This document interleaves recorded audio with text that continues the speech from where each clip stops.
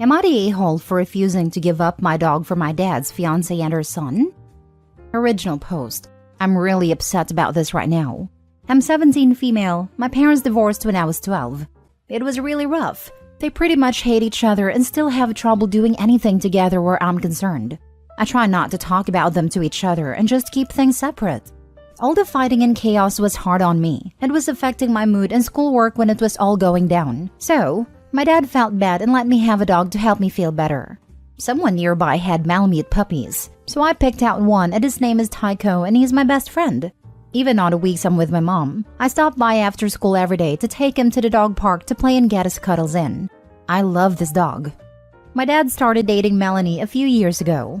I don't really connect with her. We're just really different and she's way too touchy. But she makes my dad happy, so whatever.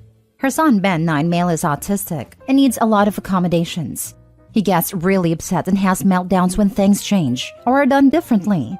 He's also really scared of Tycho, even though as far as I know, Tycho's never done anything to scare him. He's a really laid-back and well-behaved dog. Dad and Melanie recently got engaged, and they want to go ahead and move her and Ben in so that they can get rid of their apartment and save money. My dad told me about it and said that since Ben is afraid of Tycho and needs a stable environment at home, Tycho is going to have to go somewhere else. My mom's townhouse doesn't have room for him, and my grandparents aren't in good enough health to look after a big dog, so we would have to rehome him. I admit I didn't take it very well, and we had a big fight. I told him that no way was I going to give up my dog, and I'm going to college next year anyway, so they can put off the move until the spring when I can find a place to take him with me. My dad says they need to do the move over the holidays and Ben is more important than a dog. I told him if he gives away my dog, I'll never forgive him, and that he obviously thinks Ben is more important than me too. My dad is mad now because I'm making this a choice between me and his fiancée basically. Melanie's having second thoughts about the engagement since I don't want to live with them. My mom is mad at my dad and they're fighting again, and I'm afraid to leave Tycho alone because he might not be there when I get back. My aunt says I'm being childish and that my dad deserves to be happy. Am I the a-hole? Now for the top comments before reading the updates. Info, why do they need to move over the holidays? Seems arbitrary. I think it's something to do with her lease or something. I don't know. Maybe also having time to move. My dad just said that it would be a lot more trouble and expensive to wait. What a lame excuse. Basically, it's just about convenience. Then saving some money and not going through the trouble of waiting is more important than allowing you to keep your dog. OMG, your dad really sucks. Info, can you stay with your grandparents? I'm going to see if they would be willing. They could probably use the help anyway.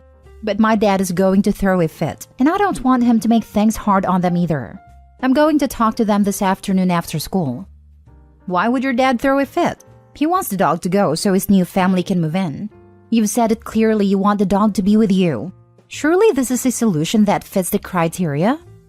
They've been fighting over custody stuff since the divorce and my dad is super strict about time. He won't want me to move totally out, but I'll have to if Tycho goes to my mom's or grandparents to take care of him. I guess my mom wins if that happens. Since your intention is to take him with you when you move out, is it possible to have someone you know foster him for a few months? The dog, not the crotch critter.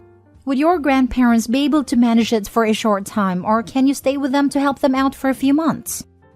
I'm going to talk to my grandparents again this afternoon, I think. I'm so afraid my dad is just going to take Tycho while I'm at school. So I might just grab him and take him to my mom's for a couple of days until I can figure something out. She doesn't have a yard and the place is too small for a big dog long term. Maybe if I can move in with the grands, I can help them out with the chores, the property, and keep my dog with me. They have plenty of room. My dad won't like that though, and I'm guessing there's going to be another lawyer showdown if I do that. Now for the updates. I talked to my mom and grandparents after school. I brought Tycho to my mom's place this afternoon, and I'm going to take him to my grandparents tomorrow.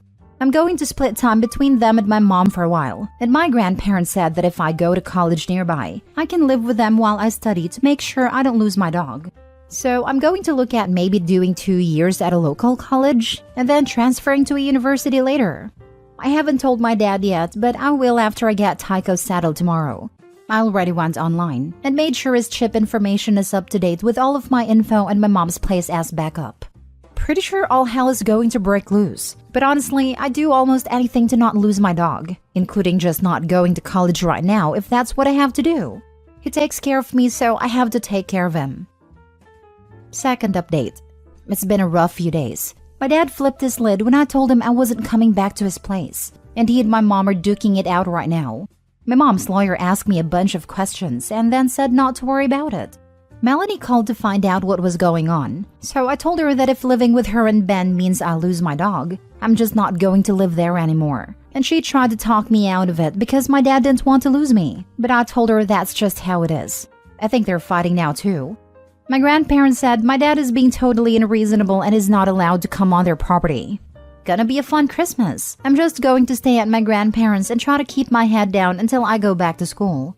But Tycho seems to like it here. He has a lot more space to run around and still gets to sleep next to my bed, so he's happy at least. Final update. Okay, last update. So Melanie broke it off with my dad. My dad didn't talk to me for a while, but he finally asked to have lunch. So my grandpa went with me because he wanted to make sure I was safe and my dad didn't yell at me. My dad apologized for trying to make me give up Tycho and wants me to come back home. I told him I would come visit, but I'm still afraid he'll take my dog. Living with my grandparents has also been really nice. It's quiet, they appreciate me helping out with the farm, and my grandma's teaching me how to cook. He wasn't happy but said he understood, and we worked out a plan for me to visit for dinner a few days on the weeks that used to be his weeks. And I'm dropping by to see my mom most days on her weeks, but spending most of my time with my grandparents. I got a scholarship to the local branch of the state university, and it's only an hour and some away, and has the degree program I want, so I think I'm going to go there for at least the first 2 years. I'm going to talk to admissions about getting a waiver from living on campus since I'm helping my grandparents. Both my parents are going to chip in on an allowance for me and Tycho while I'm in school. My mom says my grandparents can relax more and are feeling better with me there. Also, they love Tycho being around now too. So it's the best option for everyone and I'll be able to budget for vet visits and everything. My dad is still mad at my mom and Melanie, but he doesn't want me to miss out on college. And he seems to be more himself after the first week of visits. Thank you all for the advice. I'm so relieved this has worked out. I've had so much anxiety over Christmas about all of this, but I get to keep Tycho. Things are mending with my dad and I'm on track for college. Trying to get rid of your kid's beloved pet for a new love interest is a surefire way to alienate them. He broke his kid's trust. It's really hard to come back from that. You can see it in her post. Even though the fiancé isn't in the picture anymore, she's still scared that her father's going to take away her dog. And there's always going to be this voice in the back of Opie's head asking, if Melanie didn't leave him, would he have still admitted he was wrong? Would he have still tried to make me get rid of the dog? And there's nothing her father can do to truly answer that question for her. That repeated fear that dad would secretly steal the dog away just gutted me. That is a huge weight to live with, at a level of distrust that you don't come back from. My dad apologized for trying to make me give up Tycho and wants me to come back home. I told him I would come visit, but I'm still afraid he'll take my dog. Dad doesn't realize how much trust he has broken with his daughter. To Dad, Tycho is just a dog, but to Opie, Tycho is like a brother. He was there for Opie when her parents weren't. Her father threatened Opie's family. Tycho is part of her family, and all because they couldn't wait just a few months. Apologies don't restore trust. Forgiveness means the conflict is settled, but that doesn't mean you'll be trusted next time. I think her trust was broken long ago. Maybe because of my own trauma, I'm reading too much between the lines, but she hasn't learned how to cook. Her dad gets fired up at the notion she lives somewhere else, and she comments about how quiet it is at her grandparents, when she hasn't experienced her dad's partner and kid living with her yet. Something tells me that her dad generally isn't the best. And Grandpa had to come with her to make sure her dad didn't yell at her or make a scene. Something tells me that not everything is okay with this man. Next story. Am I the a-hole for telling my son he has to go to university, get a job, or get out? My wife and I have 3 children. They are 17, 15, and 10. My oldest has no intention to do anything after high school, or at least none he has made clear to us. So I gave him the same ultimatum my parents gave me. Either go to university, get a job, or GTFO. I chose to travel the world for 2 years. I had a lot of sailing experience, and my father had a lot of friends in that community, so I was able to sail around the world. earning money and working my butt off. It wasn't a 2-year vacation. My family's well off, and I could have chosen an indolent life, but I knew I would be a disappointment if I chose that. So, when I got back, I enrolled in university and eventually went to work for the family business. My wife thinks I'm being unfair to our poor baby boy, throwing him out into the world. I'm not. We have the money to pay for his university. We have the money for all 3 kids. My middle child will probably end up with a good chunk of it in her pocket. She's on track for an academic as well as a golf scholarship. The 10-year-old is 10, and who knows what he's going to do. But he knows the plan. We have not been secretive about his role. My wife and I agreed that we would raise productive members of society before we got engaged. But now, heard my son think I'm being cruel to expect him to fend for himself at 18. I have offered him multiple opportunities to do other things, but he has no interest in anything beyond his computer. I am at a loss. I don't think I'm wrong for expecting an adult to adult. My parents have already told him that they will not be giving him any money if he isn't in school or working, but my wife is threatening to use her salary to support him. I don't have any say in that. I won't actually kick him out of the house, but I will stop paying his bills and cut off our grocery budget by 20%. If she wants to work so he doesn't have to, there is nothing I can do about that. Now for the top comments. Not the a-hole, assuming that a trade school, apprenticeship, or community college would also be acceptable. That's school or a job, so yes.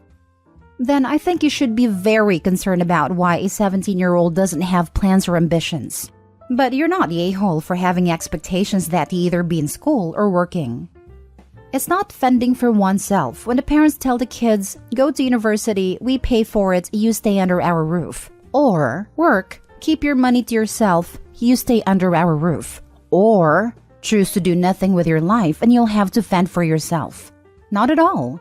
You don't even give him ultimatums about what to study or what job to take. He could bum around from major to major or from minimum wage job to another, while figuring out what he wants to do with his life, with all expenses paid. He's not going to get sudden inspiration on how to spend his adult life by staying home and doing nothing. Not the a-hole for actually parenting your kid. This comment could not be said enough. I hope his wife and son are acting like he has to be a doctor or get kicked out. Like, no, just do something productive. Not the a-hole, but all your efforts will be pointless if you and your wife can't get on the same page. I think you need to talk this out further with her. Try and make her see you're helping him in the long run by making a firm boundary on this. Last story. Am I the a-hole for not attending my cousin's wedding because they sent my invite to my parents' house? My 26 female first cousin, Kyle, 30 male, got married a few months ago and I didn't go because I wasn't officially invited. Now I'm getting heat from my family and I'm wondering if I'm the a-hole. I say this because my other cousin, Kyle's sister, messaged me a month before the wedding. And she's like, hey, you going to the wedding in November? And I was like, oh, I don't think so. I haven't been invited to any weddings. She explained that my invite had been sent to my parents' house. But here's the kicker. They all know I'm estranged from my mom and dad. We haven't talked in 2 years. So obviously no one told me about my invite even if I was invited. Plus, I haven't lived at home in 8 years. And I've moved to 2 different major cities in that time. So this is where I might have been the a-hole. I said that I was never actually invited to the wedding. No one asked me where my address was, and I'm not just going to ask Kyle where my invite went and risk inviting myself to the wedding. If he really wanted me there, he would have made an effort to contact me himself. Therefore, I was never actually invited and I won't be attending. She left me on red, and I never heard from them on Christmas. Some of my friends understand, but others think I'm being stubborn and the groom may have been too busy to worry about my invite, while my entire family's ignoring me. What do you all think? Am I the a-hole? Not the a-hole. Yeah, just explain that you didn't go because you thought you weren't invited, and you didn't know about it because you don't talk to your parents. I would apologize to your cousin for not going and say you didn't know he wanted you there. Thank you. This is good advice. Agreed. A nice gesture to smooth things over would be to offer a wedding gift and or plan to visit with them in the new year to celebrate. Not the a-hole. They know you don't speak to your parents. And a month beforehand, they found out you never received an invite. If Kyle had wanted you there, he should have personally called you, apologized for not having your address correct, and asked if you could attend. It is a phone call that would take a few minutes. Your family sucks for ignoring you over this. This is a situation they created. Personally, it sounds to me like someone in that family group, probably aunt or uncle, was trying to force Opie to see/speak to her parents. Why else would they send the invite there when she hasn't lived there for 8 years? Why would they hear about Opie's text reply and a groom not follow up? Not stay whole. And now for the update. Thanks for letting me know what you think. I will reach out to Kyle and wish him well on his marriage. I will just say I wasn't expecting people to be so mean about mine and my parents' estrangement, but I will say that I will never regret stopping the mistreatment as soon as I could. I hope if you're in the same situation, you'll find strength to do the same. Cheers!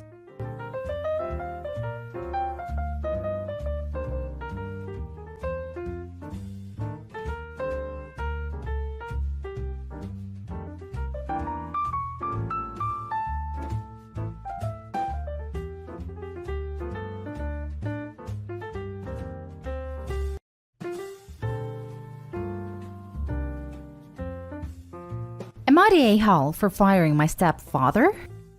My dad owned a successful business but has passed away, and I, 25 male, inherited the business. The thing is, my stepfather works for me. My mother had an affair and cheated on my dad with his employee, aka stepdad. My stepfather has now been acting like the boss and trying to get away with things that anyone will get fired for. He wouldn't do his work, and either came late or didn't show up at all, and I'm tired of this crap. Every time I try to talk to him about it, he always brushes me off. I'm tired of this blatant disrespect, and everyone at the company is as well. Well, yesterday, he tried to fire an employee of mine when he was in no position to do so. To be honest, I'm sick of him, and so are the workers. So I handed him a notice of termination personally and told him he had to go. He's mad at me, and so is my mother, and told me she was ashamed I was firing such a loyal employee. I almost laughed at that one. Though it actually would have saved the company losing money from firing him. Am I the a-hole? Now for the top comments. Bro, I'm surprised your father didn't fire him for sleeping with his wife. My father said that would be unprofessional to fire someone based on personal problems. But how could you have even a crumb of trust for someone that would sleep with your wife? It's gotta be an instant firing, even if the guy was doing him a favor. The father was very professional about it, obviously, and kept personal issues from the way he saw him as an employee. Clearly, he was a fine employee who changed because he thought he should be in charge, or he'd have been fired before. The anger I personally feel reading this is immense. I unfortunately have a less than stellar stepdad myself. And as someone who feels your pain, I am so proud you fired this ridiculous individual. Just because someone is family, which I use super loosely, doesn't mean you keep them around. My mom used to always defend her husband too, until I threatened my mom that she wouldn't see her potential grandkids because I refused to have them interacting with a man who thinks it's 1953. You're not the a-hole. Don't rehire this fool. I never will rehire him. He can get himself a new job. Not the a-hole. He tried to take advantage of you and get a free ride. He committed blatant insubordination, and keeping him on would hurt workplace morale. You warned him, he didn't listen, and now he has to deal with the consequences of his actions. Edit. I will update you guys. And yes, I do have recording of him in my chair acting like the boss with multiple witness employees. Now for the next story. Am I the a-hole for telling my parents I don't care that I'm being excluded from my adoptive stepsister's child's life and won't be sending a gift? This might get a tiny bit complicated, but I will do my best to explain. I, 22 female, was adopted by my dad when I was 3. My bio father was a bad guy, and my mom and dad married when I was just shy of 2. My dad had a daughter, Sarah, from his late wife. Sarah, 28 female, was 8 when my parents got married, and was still grieving her mom and not open to me or my mom. Sarah's friends with my cousin Jessie, 27 female, and has been since before my parents got married. Jessie is probably the only person on my mom's side of my family that Sarah really talks to. So my parents had my younger siblings Jordan, 14 male, and Ella, 12 female, and Sarah never came around to them either. Once she turned 18, she cut us off and mom, and kept minimal contact with dad. She still talked to Jessie though. About a year and a half ago, Sarah and dad started having more contact, more of a relationship, and it grew. But she tried to still exclude us, which at the time meant just not wanting us in on Zoom calls and stuff, but But once stuff opened back up, inviting Dad around to see her without us. And so Dad told her she couldn't treat the rest of our family this way. She told him she would invite my mom to adult things, but she was not interested in a relationship. They took it as a sign that she might eventually open up to more. But she has kept my mom as still someone only invited to get her dad there. She does not want me or our younger siblings around at all. She has told them I am not her sister, and Dad adopting me doesn't change the fact we're not blood. The fact my mom is nothing more to her than some woman her dad married after her mom died. Now she's having a baby, and she's due pretty soon. We weren't invited to the baby shower. And she told my dad that my mom will not be given any title, is not welcome to spend time alone with her child, that he is the only grandparent her child will know from her side.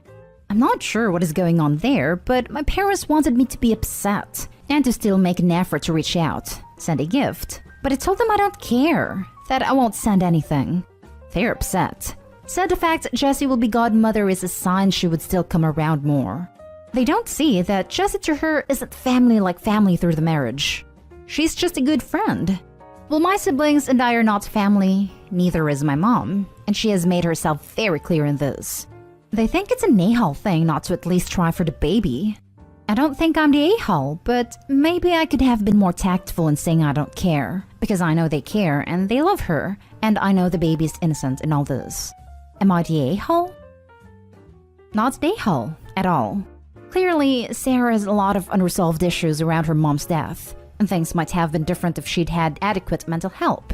But that's not your fault, and you're at peace with the situation. I guess they're still wanting to try and play happy families, but again, not your problem. Sarah's made herself loud and clear. They are. I think they see her and my dad's growing relationship as progress that points in the sign of hope/light at the end of the tunnel. But she never loved us, so why would she start now after all these years? Why would she want to try? It's sad. I'll never say it isn't. But this has been how it was my whole life practically. I see no sign of her wanting to change it now. Agree. She's had 20 years to come around, and your parents keep thinking that the next milestone will change anything? They're being delusional, and I don't blame you for putting your foot down over it. Not Dayhal. Sarah's never made an effort. She's made it clear that she doesn't like you. She won't make an effort, and she barely tolerates you around, and then only to have a relationship with her dad. I feel bad for her because it sounds like she could have, or still does, desperately need therapy for issues relating to losing her mother. But that's an explanation, not an excuse, for how she's treating you. I don't see a reason why you would care about someone who for years has said that you mean nothing to them and never will. I have no doubt that she'll reach out quickly when she needs a babysitter or wants gifts, even if you're not invited to birthdays, etc., or any other sort of assistance when she needs it. She had loads of therapy when she was a kid. She was in therapy before my parents even met. I think she's just totally closed off to the idea of her family being anything other than her biological parents. I'm not so sure about that either. I know for my dad she had some money troubles a few months ago and none of us heard anything. She seems very happy to not have me and my siblings around her, and to have my mom around as little as humanly possible. Not Dayhal. Your stepsister says she doesn't view you as family. You believe her. This is probably more upsetting for your dad and mom. It 100% is. I was more upset as a kid, but even then I realized by 8 or 9 that things were not going to change. Next story is titled, Am I the a-hole for kicking 70-year-old mother out of my house and telling her she needed to leave immediately? My mother, 70-year-old, came to stay with me in December. She lives in another country. I was at the time going through a divorce, and my daughter, 12-year-old, had been really sick, in and out of the hospital, and I was struggling to cope. So she came to offer me support and was only supposed to stay a month. Then further lockdown/flight restrictions were introduced, and she wasn't able to fly home and has been here ever since. She's always been somewhat difficult to get along with, but I've always been very grateful for everything that she has ever done for me, so I do make concessions for her behavior. However, she started interfering in a few of my arguments with my 18-year-old daughter. She did a few things I didn't agree with, and get into a few arguments where my daughter said some out-of-order things, such as, "You used Dad and that's why he left you." I would get upset, and my mother would then intervene to tell me to shut up, not say another word, stop mistreating my daughter, etc. My daughter would then jump at that and respond with, "See? Even your own mother is telling you you're abusive." My daughter then left to go stay with her boyfriend, and my mother would call her to tell her not to come home because I was still being impossible. The attitude upset me because it felt like she was breaking my bond with my daughter. They asked her to please stop. My mother said she wouldn't because I really was abusive, and she was afraid for my daughter. Please note that I've never laid a hand on my kid. She refused. I was finally able to talk to my daughter on her own, and we sorted stuff out, and she came home. She even apologized for some of the mean comments made. So now everything was good between the two of us. Except now my mother wasn't talking to me because she claimed I was rude when I begged her to stop. I wasn't in the mood to go apologize because I was hurt that she was okay with driving a wedge between my kid and I. Then this past weekend, whilst I was out, she approached my 12-year-old and spent 2 hours telling her how sorry she was for her, that she had to be raised by an abusive parent like me. My mother even claimed my daughter would have been better off being raised by her. When I arrived home, my 12-year-old daughter was crying. I called my sister and asked her to intervene, that it wasn't okay what my mother was doing. My mother denied everything and said my daughter was lying. My sister agreed with my mother that my daughter lied. I don't believe my daughter's lying, nor does my 18-year-old. I had enough and told my mother to pack her bags and book the next flight out, and that I didn't care how many layovers were required. All direct flights are still cancelled. She's my mother, and it really upsets me that I told her to leave. I do feel, though, that my relationship with my daughters matter above all else. Am I the a-hole? Edit 1. What led my 18-year-old to get mad at me and act out was that we were under really strict lockdown restrictions at the time, and she wanted to go out with her friends, and I said no. That it was wrong to break the rules and risk getting fined or thrown in jail. My mother said that me saying no to my daughter was mistreating her. When my daughter replied with comments such as that I had been using dad and that's why he left me, I told my daughter that was out of line. I then had my mother in the background telling me to shut up and stop being mistreating. When a week later, my daughter took money out of the account we have for her that is to pay for her college, without my knowledge, so that she could buy a new iPhone, my daughter and I got into another argument because I told her it was wrong to spend college money on a new phone. My mother then again called me abusive for getting mad over that. My 18-year-old is generally a good kid, and for the most part, we actually get on very well. These were actually isolated incidents, which could have been resolved rather quickly had it not been for my mother egging my daughter on. Now for the top comments. Not day hall. Your kids come first, and besides, your mother was there to help. This behavior isn't helpful, so her presence is no longer needed or desired. Not day hall. Thank you for trying to help in a trying time, but unfortunately, your support is no longer necessary if you believe I am a bad parent. I will work out my relationship with both my children and strive to be a better parent without you present. And if your sister wants to house her mother, she's perfectly welcome to do so. My mother does regularly live with my sister. Or rather, my sister, 32-year-old, still lives with my mother and is financially dependent on her. She manages my mother's diary. She's a psychologist and still sees patients online. Not day hall. Do you think she was hoping your daughter would ask to live with her instead? I actually do. Not day hall. Let's assume your daughter lied for a minute. Is that behavior she would do if your toxic mother was there? Sounds like classic boomer, hover parent BS with a modest helping of crazy. You're amazing to prioritize your daughter's safety and well-being. Now for the last story. Am I the a-hole for not letting my mom change my name? So my mother is super into numerology. It's the study for numbers and its coinciding events. She believes in it while I personally don't because it's never been proven to work. She's taken a few classes and is now a certified numerologist. Now, she's making everyone in my family wear random bracelets, wear specific colors and such to balance our chakras and bring in good vibrations. I didn't have a problem with this because it isn't that big a deal. But now she's making me change my name and personality so that it fits her idea of what a good person should be according to numerology. There are specific numbers associated with your name and those numbers in turn affect your personality. She wants me to write this new name multiple times a day and change it on official records, passports, ID cards, etc. And that's too much of a hassle. Being so annoyed and fed up with it, I told her politely that I wouldn't do all this because I don't believe in it. She threw a big fit. saying I was never going to graduate with good grades, get into uni, or get a job because I didn't change my name, and ultimately struggled so much in life that I wasn't going to go anywhere. Obviously, I was very upset when she said my life would be a failure, and so I went to my room and kind of distanced myself from her. She then threw another tantrum saying I never listened to anything she suggests, which is false. I'm Asian, so my mom is very involved in my life, and saying this is going to make my life better. I chose to ignore her, and now she's acting all sad and grumpy, and telling my little brother what a useless and bad sister I am, which made me feel like the a-hole. But am I the a-hole? Not the a-hole. As delicately as I can put this, I think your mom has issues that she needs to work out. This is exactly what I thought, but I have no idea how to bring them up without her getting offended and her mood being thrown off. And just be honest and say what you're thinking without being rude. She's clearly not pulling any punches with you. She's being rude as hell. Your mom's being irrational. Not Dehal. Your name is a big thing to you and you are well within your rights to not change your name to one that has good vibes. Hope your mom can soon see she's going overboard, but it might be best to avoid / not engage like you're currently doing for a while. Thank you for the advice. I'm trying not to bring it up at any cost and only talking to her when I need to. Definitely not Dehal.